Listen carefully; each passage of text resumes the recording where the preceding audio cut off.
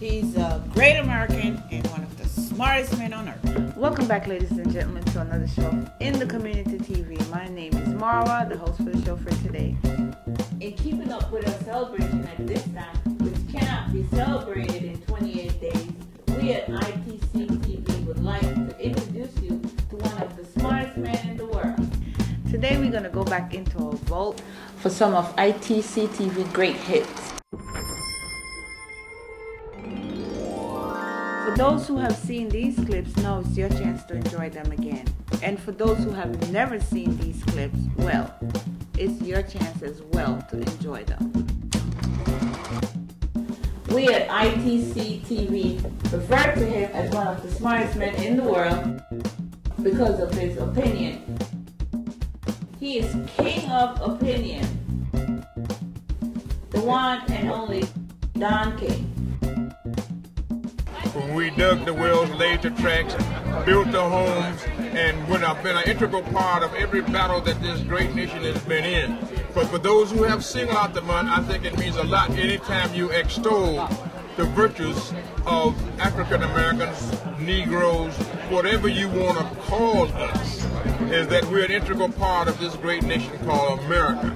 And so now I want everyone to put in a protest to eradicate the 3/5 compromise out of the Constitution of the United States.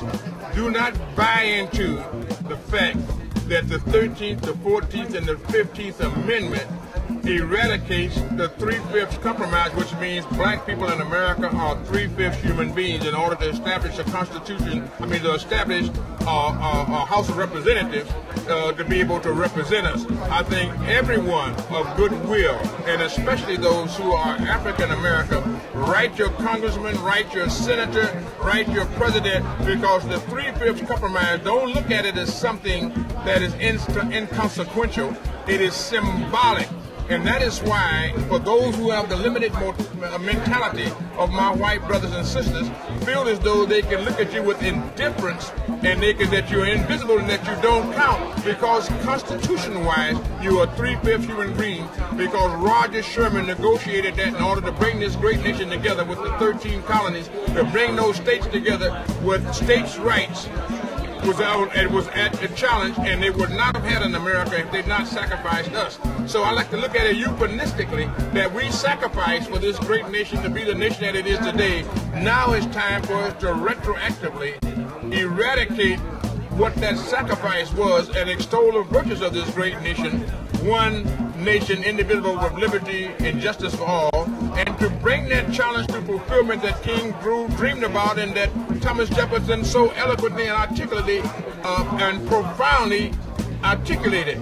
We hold these truths to be self-evident, that all men are created equal, endowed by their Creator with certain inalienable rights, among these which are life, liberty, and the pursuit of happiness. Let us make it happen. Let us make it happen. Let us call now to eradicate. If it's so meaningless, then let's take it out, or let's delete it, or amendment, that we are full-fledged human beings with every right that is according to those who have the inalienable rights of life, liberty, and the pursuit of happiness. So God bless the month of February for being the month of February. But for black folks, we've been there from the time immemorial, from 1620. We was here before the Pilgrims. And also, God, you said you came to this press conference today. We lost this king. You came in to show support for that. What we did was another great human being who's been a positive part of the African history, Mr. Coretta Scott King. You also very close. I love Coretta Scott King. I love her husband. I love his dream that, that one day that all of us will be able to sit down to the table of brotherhood and sup together.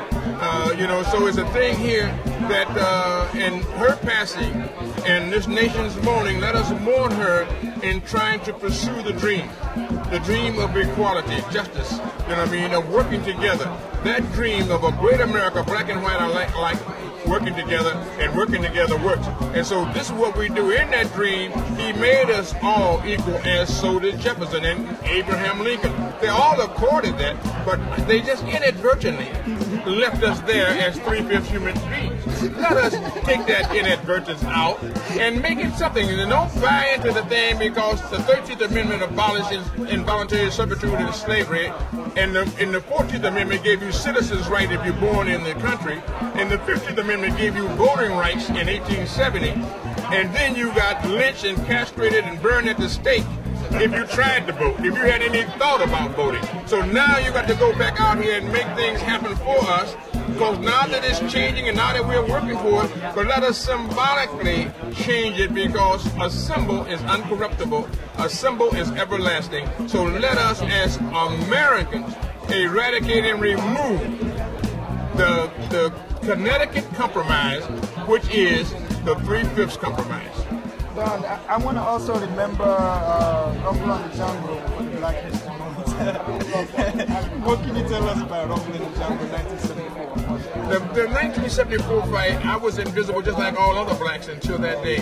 When that fight come up and you perform, I got visibility, and my commitment was to the upward mobility and elevation of black people.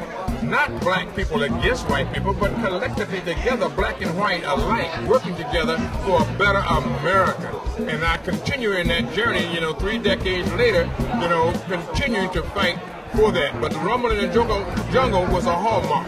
It changed sports forever. It gave everybody, white and black alike, a way to find money that wasn't there. They were hitherto saying they couldn't afford to pay. I wouldn't found it under the most dire circumstances. And then the fight was a spiritual thing, going back to the Africa, the womb from which we come. From the slave ship to the championship. You know what I mean? And so that symbol has been there, and it's been. You cannot do anything different from that when you're fighting, and that helps the whites as well as the blacks in sports and entertainment to rise to the occasion. And so now they've given us a month.